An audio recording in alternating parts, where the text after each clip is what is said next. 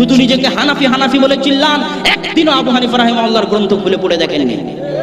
পড়ে দেখেন আল ফিকহুল আকবার, স্বয়ং আবু হানিফা রাহিমাহুল্লাহ আল ফিকহুল আকবরের মধ্যে বলেছেন, কেউ তিনি বলেছেন ইন্না লিল্লাহি ইয়াদ, আল্লাহ সুবহানাহু ওয়া তাআলার হাত রয়েছে। কেউ যদি বলে আন্না ইয়াদাল্লাহি কুওয়া, যে আল্লাহর হাত হচ্ছে শক্তি, ফাহুয়া ইবতালুস সিফাত, তাহলে এটা হচ্ছে আল্লাহর সিফাতকে বাতিল করা, আল্লাহর সিফাতের অর্থকে বিকৃতি করা, এটা হতে পারে না। স্বয়ং আবু হানিফা রাহিমাহুল্লাহ বলেছেন। আর আপনি নাভির নিচে হাত বেঁধে রাফুল আদায় না করে আস্তে আমিন বলে নিজেকে দেখান যে আমি হানাফি, অথচ আবু হানিফা রাহিমাহুল্লাহর আকীদার বিন্দু মাত্র আপনার ভিতরে নাই। আপনি হানাফি হওয়ার দাবিতে মিথ্যুক।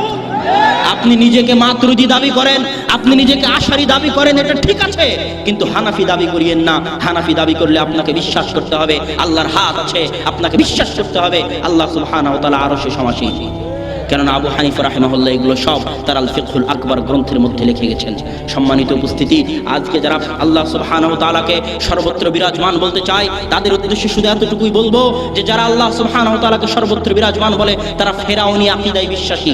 আমি বলিনি, ইবনুল কাইয়্যিম রাহিমাহুল্লাহ বলে গেছেন। কিভাবে? ফেরাউন তার মন্ত্রী হামানকে বলল, ইয়া হামান ইজআল লি সারহান কায়াত্তালি ইলা ইলাহি মুসা, হে হামান একটা বিল্ডিং বানাও, উঁচু বিল্ডিং। এই মুসা সারাদিন বলে যে তার আল্লাহ নাকি আসমানে আছে, তার আল্লাহ নাকি উপরে আছে। আমি ফেরাউন ওই বিল্ডিং এর উপরে উঠে দেখতে চাই যে মুসার আল্লাহ কোথায়, মুসার প্রতিপালক কোথায়। এটা আল্লাহ নিজে কোরআনে এইভাবে বর্ণনা দিচ্ছেন। মানে ফেরাউন বিশ্বাস করতো না যে আল্লাহ উপরে আছে। অতএব যারা বিশ্বাস করে না, যারা বলে যে আল্লাহ সুবহানাহু ওয়া তাআলা সর্বত্র বিরাজমান, তারা ফেরাউনি আকীদায় বিশ্বাসী। কে বলছেন? ইবনুল কাইয়্যিম রাহিমাহুল্লাহ বলছেন। রাসূল সাল্লাল্লাহু আলাইহি ওয়াসাল্লাম মেরাজের রাত্রিতে কোথায় গেছেন? মেরাজের রাত্রিতে রাসূল সাল্লাল্লাহু আলাইহি ওয়াসাল্লাম কোথায় গেছেন? সপ্তম আসমানে গেছেন। তার বাড়ি থেকে বাইতুল মাকদিস হয়ে বোরাকে করে প্রথম আসমান। কে? তো জিবরাইল। মাম্মাআত তো মুহাম্মদ। মুহাম্মদকে কি অনুমতি দেওয়া হয়েছে আসার? হ্যাঁ, অনুমতি দেওয়া হয়েছে।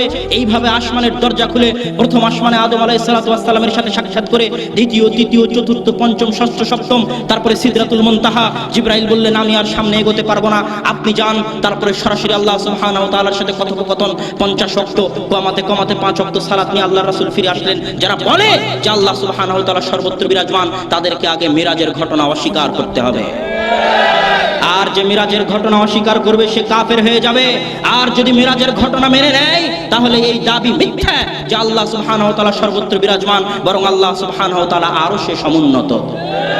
আর আল্লাহ সুবহানাহু ওয়া তাআলা সর্বত্র বিরাজমান, এটা অত্যন্ত জঘন্য নিকৃষ্ট আকীদা, হিন্দুদের আকীদা। আল্লাহ সুবহানাহু ওয়া তাআলা আমাদেরকে আকীদা থেকে পরিত্রাণ দান করুক। আল্লাহুম্মা আমিন।